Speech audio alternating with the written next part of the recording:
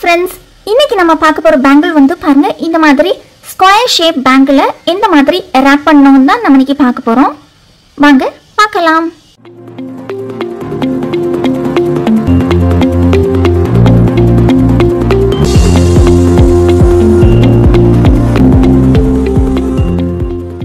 Bangle wrap பண்றதுக்கு நமக்கு இந்த மாதிரி ஸ்கொயர் ஷேப்ல பேங்கிள் வேணும். silk thread, fevicrilic fabric glue, அப்புறமா கட்டர். இன்னைக்கு வந்து பாருங்க நம்ம வந்து ஒரு ஸ்கொயர் ஷேப் பேங்கிள நம்ம wrap பண்ணுவோம். பாருங்க இந்த ஷேப் எப்படி இருக்குன்னு. இதுல நமக்கு இப்படி ஸ்கொயர் ஷேப்பா இருக்கு. சைடுல பாருங்க லேசா கர்வியா இருக்கும். பாருங்க இந்த மாதிரி லேசா இப்படி ஒரு கர்வ் வந்து இப்படி இருக்கும். ரொம்ப அழகா இருக்கும் இந்த பேங்கிள். பாருங்க இந்த மாதிரி. சோ இத வந்து நம்ம இன்னைக்கு எப்படி wrap பண்ணலாம்ங்கறத பார்க்கலாம். இதுக்கு வந்து நான் இன்னைக்கு 20 strands எடுத்துர்க்கேன்.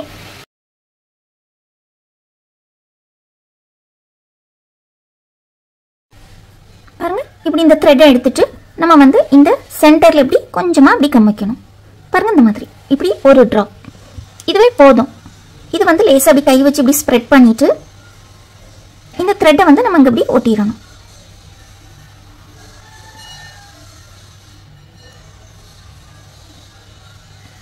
இந்த மாதிரி ஒட்டிட்டு நல்லா இப்படி கொஞ்சம் பிரஸ் பண்ணி விடணும். பிரஸ் பண்ணி விட்டுட்டு இது வந்து நம்ம நல்லா காய விடணும். நல்லா காஞ்ச பிறகு நம்ம இனி அடுத்து நம்ம wrap பண்ணலாம். இப்போ பாருங்க இது வந்து நல்லா காஞ்சிட்டு இனி நம்ம என்ன பண்ணணும்னா அடுத்த சைடு இருக்கு பாத்தீங்களா? அடுத்த சைடுல இந்த மாதிரி கொஞ்சம் இப்படி ஒட்டி இருக்கும்ல, இது வந்து நம்ம அப்படி கட் பண்ணி எடுத்துறணும். இந்த த்ரெட்டை வந்து நம்ம இப்படி ஃப்ரீயா அப்படி விட்டுறணும். இது வந்து பேங்கிள் ராப்பிங்க்கு மட்டும் தான் நம்ம இப்படி கட் பண்ணி எடுக்கணும். மற்றபடி நம்ம வந்து இயரிங் சேஜ்ல மற்ற jhumka wrapping mould, donut rings அதெல்லாம் நம்ம ராப் பண்ணச்சுல இங்க வந்து நம்ம அப்படி கட் பண்ணி எடுக்க கூடாது. ஏன்னா அடுத்த சைடை தான் நம்ம வந்து நீடில் மாதிரி வச்சு நம்ம ராப் பண்ணுவோம். ஸோ பேங்கிளுக்கு மட்டும் இதை வந்து இந்த சைடை வந்து இப்படி நம்ம கட் பண்ணி இப்படி எடுத்துடணும். பாருங்க இந்த மாதிரி இப்படி வச்சுட்டு இனி நம்ம ராப் பண்ணணும். ஆஸ் யூஷுவல் நம்ம ராப் பண்ணுவோம்ல அதே மாதிரி நல்லா அப்படி டைட்டா பிடிச்சிட்டு நம்ம ராப் பண்ணணும். இந்த மாதிரி நல்லா அப்படியே எடுத்து விட்டுட்டு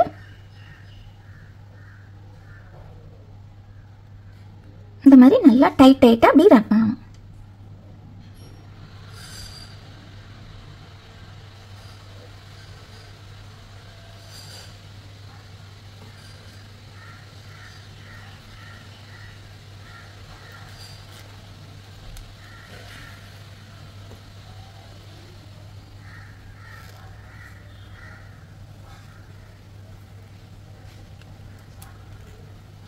இப்போ பாருங்க நம்ம வந்து இனி இந்த கர்வ் போர்ஷன்ல இந்த மாதிரி இந்த கார்னருக்கு இப்படி வர போறோம் இல்லையா?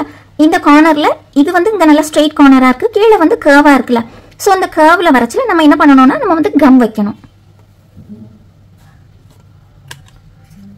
சோ நம்ம வந்து இப்போ நம்ம இந்த சைடுல இப்படி கொஞ்சமா பாருங்க ரொம்ப கொஞ்சமா வைக்கணும். இந்த பேங்கிள் அப்படி லேசா பிடிக்கிற மாதிரி மட்டும் அப்படி லேசா வச்சா போதும். பாருங்க இந்த அளவுக்கு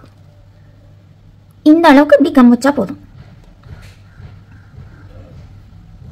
வச்சுட்டு நம்ம நல்லா டைட்டா அப்படியே ராப் பண்ணணும். நம்ம ஏன் இதுல கம் வைக்கணும்? இப்போ நம்ம கம் வைக்கலன்னு வைங்களேன், இது வந்து இப்படி வழுவி தள்ளி போயிடும் இந்த த்ரெட். ஸோ அதுக்கு வேண்டி தான் நம்ம வந்து கம் வைக்கும்.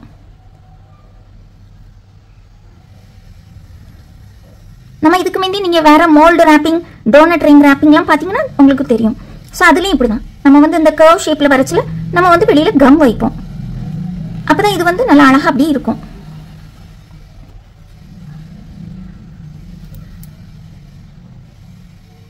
இந்த வளைவுல இனி பாருங்க இங்கே நமக்கு வந்து இப்படி வளைவு வருதுல. சோ இதுலயே நம்ம வந்து இப்படி லேசா அப்படி கம் வச்சிரணும். பாருங்க இந்த அளவுக்கு தான் வைக்கணும், லேசா தான் வச்சிருக்கேன். பாருங்க இந்த மாதிரி வச்சுட்டு நல்லா அழகா அப்படி லெவல் பண்ணிட்டு அடுத்து நம்ம இந்த மாதிரி இப்படி ராப் பண்ணிடுறோம்.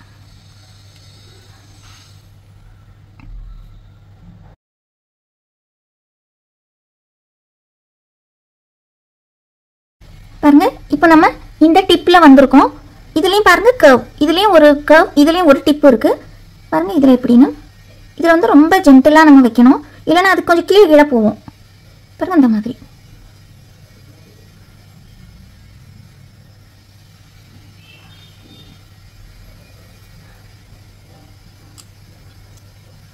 இனி இதுலயே நம்ம கொஞ்சம் இந்த வளைவுலயும் கொஞ்சம் நம்ம கம் வைக்கணும்.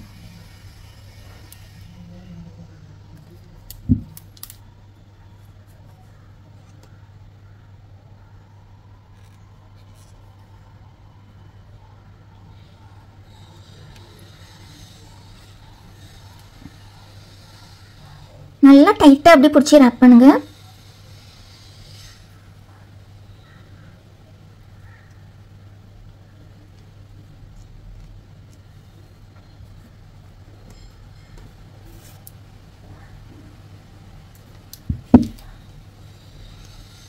நான் வந்து இந்த கர்வ்லயும் வரும்போது ரெண்டு சைடும் நான் வந்து கம் வச்சேன். இப்போ இங்கே ஃப்ளாட்டாக தானே இருக்குது. ஸோ அதனால் இங்கே இந்த கர்வில் மட்டும் நான் கம் வச்சுருக்கேன். நீங்கள் இங்கேயும் கம் வச்சாலும் ஒன்றும் பிரச்சனை இல்லை. நான் வச்சே காட்டிடுறேன். இதில் வச்சாலும் ஒன்றும் தப்பு கிடையாது, வைக்கலாம்.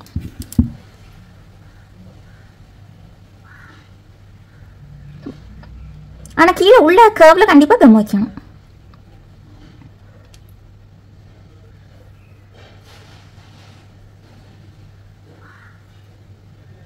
பிறகு இந்த மாதிரி நல்லா அப்படி டைட்டாக பிடிச்சி இப்படி ரேப் பண்ணணும்.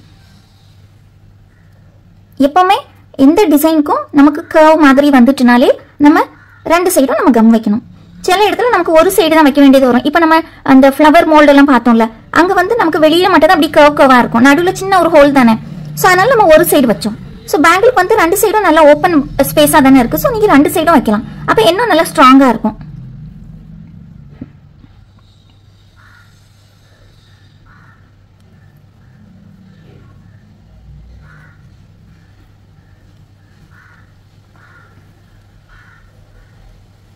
ஏற்கனவே இப்படி நான் இந்த ஸ்கொயர் ஷேப்பில் வந்து ஒரு பேங்கிள் செய்து நான் வீடியோ போட்டிருக்கேன், ஷார்ட்ஸ் போட்டிருக்கேன். நான் அந்த ஷார்ட்ஸ்குள்ளே லிங்கை வந்து நான் கீழே டிஸ்கிரிப்ஷன் பாக்ஸில் கொடுக்கேன், பாருங்க.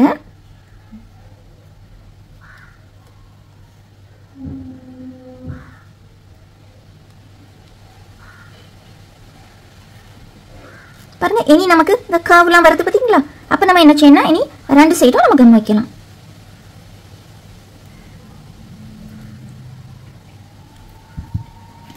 ரொம்ப லேசாக தான் கம் வச்சிருக்கேன் பாருங்க. ரொம்ப நிறைய கம் வைக்க வேண்டாம், இல்லைன்னா பின்ன மாதிரி வெளியில் தெரிஞ்சுட்டு ஒரு மாதிரி இருக்கும். ரொம்ப கொஞ்சமாகவே வைங்க.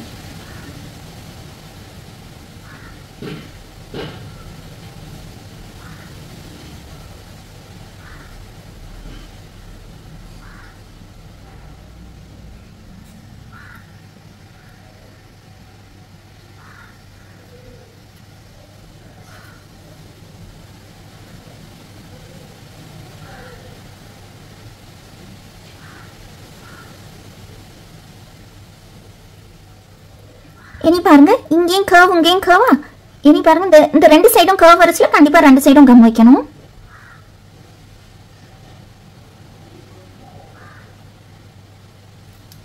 பாருங்க இந்த மாதிரி.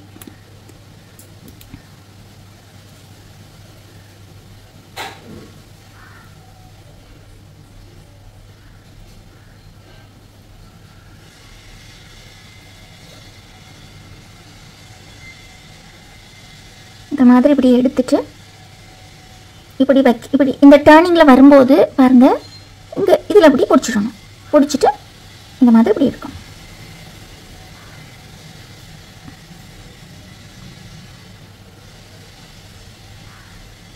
திருப்பி அடுத்து அப்போ அது வந்து இப்படி கீழே இப்படி வராது. இல்லைன்னா வழுவி ஒரு மாதிரி ஸ்லிப் ஆகி அந்த த்ரெட் வந்து கீழே வந்துடும். நம்ம கம் வச்சுருக்கோம்ல, ஸோ அதனால் அது ஸ்ட்ராங்காக நல்லா பிடிச்சிடும். சில்க் த்ரெடுக்கு வந்து நம்ம கொஞ்சம் கம் வச்சாலே போதும், நல்லா ஒட்டிடும்.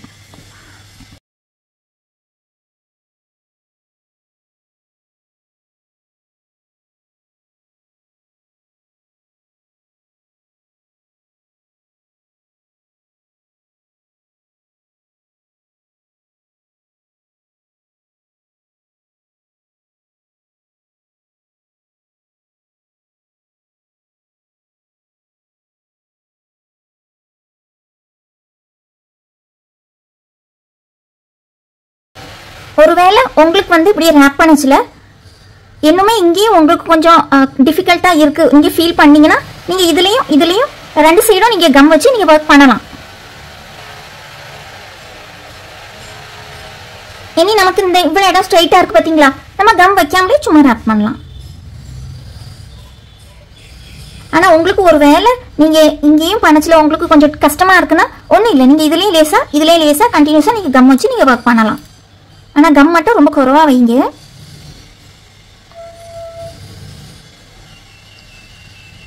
நல்லா டைட்டாக ரேப் பண்ணுங்க. அப்போ அது வந்து இப்படி வழுவி வழுவி வராது. ஏன்னா இதே இப்படி கர்வியாக வந்திருக்கு பார்த்தீங்களா? ஸோ அதுக்கு தான் நான் திருப்பி திருப்பி சொல்கிறேன்.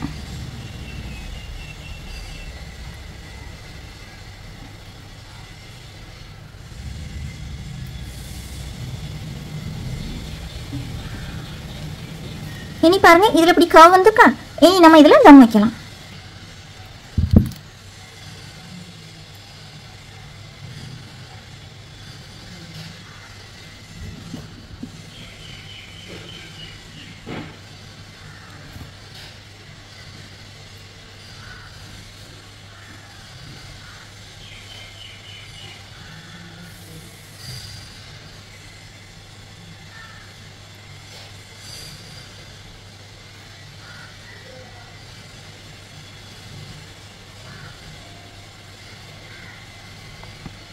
பாருங்க, இனி நான் இதில் வந்து ஃபினிஷ் பண்ண போகிறேன்.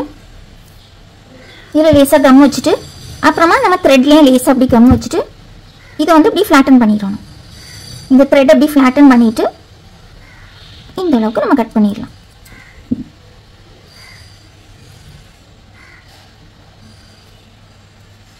இனி வந்து நம்ம அடுத்த செட் ஆஃப் த்ரெட் வந்து நம்ம ஸ்டிக் பண்ண போகிறோம். பாருங்க, இந்த மாதிரி இதில் நல்லா அப்படி ஸ்டிக் பண்ணிவிட்டு இனி இதை நல்லா காய விட்டுட்டு அப்புறமா நம்ம ரேப்பிங் பண்ணதுக்கு கண்டினியூ பண்ணலாம். இது வந்து நல்லா காஞ்சிட்டு இனி நம்ம இதிலருந்தே நம்ம வந்து கம் வைக்கணும். இந்த கர்வ் போர்ஷன் வந்து பார்த்தீங்களா, இதிலருந்தே நம்ம இனி கம் வைக்கணும். அப்புறமா அது போல் இங்கேயும் கீழேயும்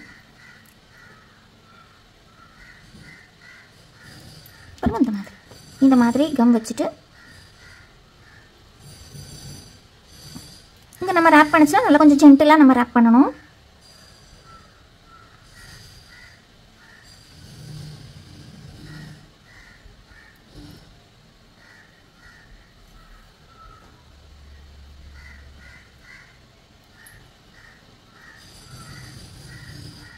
இந்த மாதிரி நல்லா டைட்டாக ரேப் பண்ணணும்.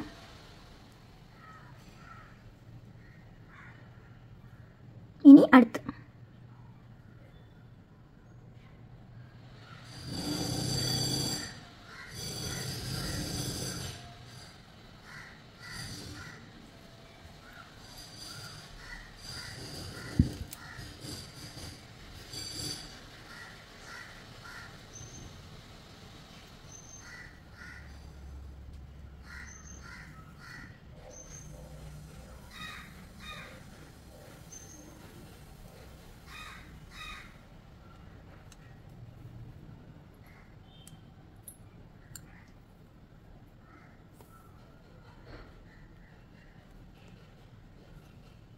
பாருங்க, இந்த மாதிரி நல்லா அப்படியே டைட்டாக அப்படியே ரேப் பண்ணணும். இனி பாருங்க, இனி இந்த சைடில் காமிக்கும்.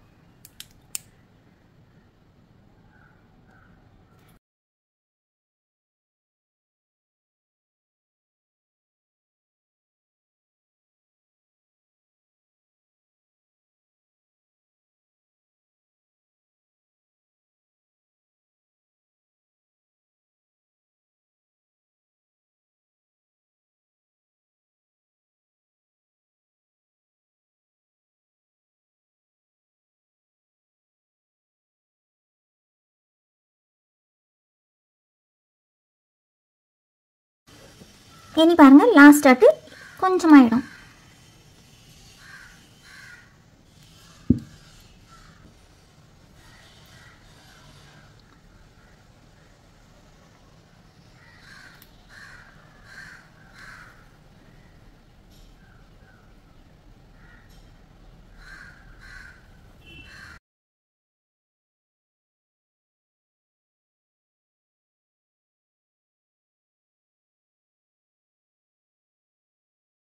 பாருங்க, இப்படி முடிக்கச்சில் இப்படி கீழேயும் கம் வைக்கணும், அந்த த்ரெட்லேயும் இப்படி கம் வைக்கணும்.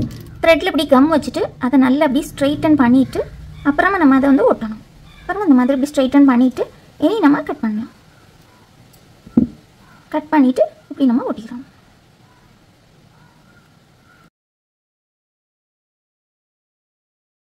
பாருங்கள், இப்படி ஒட்டினா நமக்கு வந்து ஒட்டினது தெரியாது.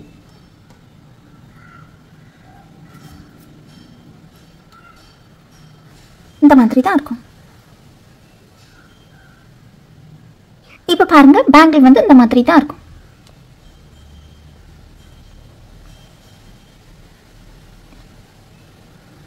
ஸோ நல்ல ஈஸி தான் ரேப் பண்ணுறதுக்கு. பாருங்க இந்த மாதிரி இப்படி ஸ்ட்ரைட்டாக வந்திருக்கலாம். இந்த இடத்துல மட்டும்தான் கம் வைக்காட்டாலும் ஒன்றும் பிரச்சனை இல்லை. மற்றபடி இந்த கர்வ் போர்ஷன்லாம் வருது பார்த்தீங்களா, இதில் எல்லா இடம் கம் வைக்கணும். அப்படி ஒருவேளை உங்களுக்கு கன்ஃபியூஷனாக இருக்குது, இல்லை கொஞ்சம் த்ரெட் வந்து ஸ்லிப்பாகி வந்துட்டு இருக்குன்னா நீங்கள் வந்து சுற்றி எல்லா இடத்துலையுமே கொஞ்சம் கொஞ்சம் கம் வச்சு நீங்கள் ஃபுல்லாக ஒர்க் பண்ணலாம். அதுவும் ஓகே தான். ஆனால் என்னென்னா கம் மட்டும் ரொம்ப குறவாக வைக்கணும். பாருங்க இங்கே இப்போ நம்ம கம் வச்ச மாதிரியே தெரியல பார்த்தீங்களா, இந்த மாதிரி இப்படி கம் வச்சது தெரியாமல் இருக்கணும். தெரியாமல் இருக்க அளவில் நான் வச்சேன் அந்த மாதிரி கொஞ்சம் கொஞ்சமாக வச்சு நீங்கள் வந்து ரேப் பண்ணுங்கள். ஸோ ஏற்கனவே நான் வந்து ஷார்ட்ஸில் ஒரு வீடியோ ஒரு பேங்கிள் போட்டிருந்தேன். அந்த பேங்கிள் நான் இப்போ காட்டுறேன் உங்களுக்கு. பாருங்கள் இந்த பேங்கிள் தான் அது. நான் வந்து ஷார்ட்ஸில் போட்டிருந்தேன் அந்த பேங்கிள் தான் இது.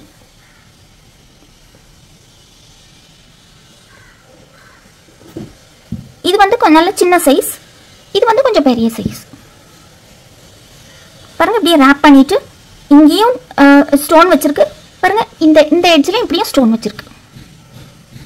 அப்புறமா இங்கேயும் எல்லா இடமும் ஸ்டோன் வச்சிருக்கு. 3 சைடும் நமக்கு ஸ்டோன் வச்சிருக்கு. அதே மாதிரி தான் இதுவும் வச்சுட்டு அதுக்கு மேலே ஜரி த்ரெட்டை வச்சு ரேப் பண்ணியிருக்கு.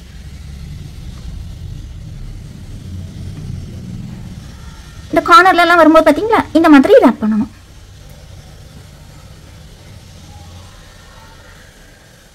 இந்த ஷார்ட்ஸோட லிங்கை வந்து நான் வந்து டிஸ்கிரிப்ஷன் பாக்ஸில் கொடுக்கேன். நீங்கள் வந்து பாருங்கள். பாருங்கள் இந்த மாதிரி இருக்கும். ரொம்ப அழகாக இருக்கும், ரொம்ப டிஃப்ரெண்ட்டாக இருக்கும் இந்த மாடல் பேங்கிள். இங்கே வந்து பார்த்தீங்களா கர்வாக இருக்குது, இப்படி பார்த்தா நமக்கு ஸ்கொயராக இருக்கும்.